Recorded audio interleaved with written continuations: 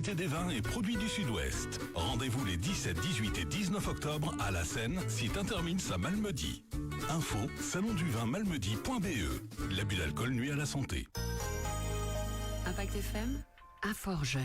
Et on aura encore des invitations pour le Salon du Vin tout à l'heure, bien entendu. C'est l'heure de notre billet à Fort-Jeune avec Rachel Gazon. Bonjour Rachel. Bonjour Patrick. Alors cette semaine, c'est pas compliqué, c'est la semaine de la santé mentale jusqu'au 12 octobre d'ailleurs.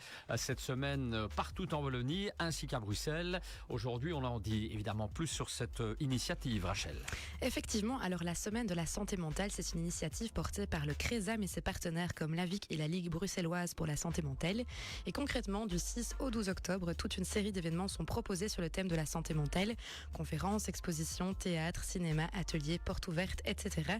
L'idée, c'est de mieux informer sur les ressources en santé mentale, partager des pratiques, créer des rencontres et surtout changer le regard qu'on porte sur ces questions.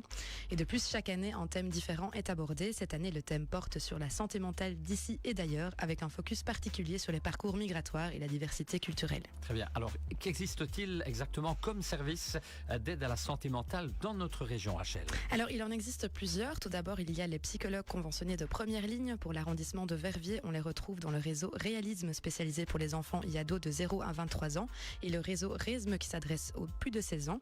Les séances se font à un tarif accessible et sont surtout gratuites pour les moins de 23 ans. Pour les plus de 23 ans, la première séance est toujours gratuite. Ensuite, il y a le service de santé mentale de Malmedy qui propose un accompagnement psychomédico-social pour toute personne en difficulté de santé mentale grâce à une équipe pluridisciplinaire composée de psychiatres, psychologues, éducateurs, logopèdes et psychomotriciennes. Ensuite, pour les jeunes de 0 à 22 ans, l'AMO Cap Sud propose un accompagnement individuel ou en groupe pour toute difficulté vécue dans leur quotidien. Et puis, il existe aussi des numéros d'appel qui proposent une écoute aux personnes éprouvant le besoin de se confier.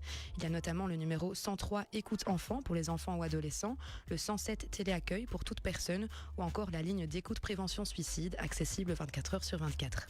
Voilà bien. En ce qui concerne les jeunes, est-ce que les centres de jeunes comme les maisons de jeunes ou un fort jeune peuvent aussi aider, Rachel? Oui, bien sûr. Même si nous ne sommes pas des services spécialisés en santé mentale, nous avons un rôle important d'écoute de première ligne. Les jeunes savent qu'ils peuvent pousser la porte d'une maison de jeunes ou d'un fort jeune pour parler, être entendus et si besoin, être redirigés vers un service plus adapté. Et puis, certains centres de jeunes proposent d'ailleurs des activités concrètes concernant la santé mentale.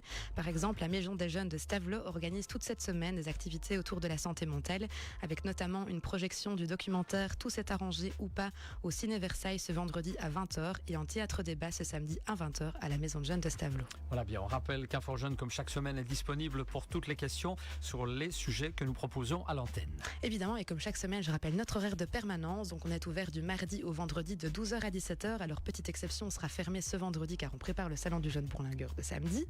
Et sinon, on reste joignable par téléphone au 080 33 93 20, par mail sur info@inforjeunemalmedy.be et évidemment sur les réseaux sociaux comme Facebook et Instagram. Merci Rachel, voilà ce que l'on pouvait dire sur la semaine de la santé mentale qui, je vous le rappelle, se tient jusqu'au 12 octobre.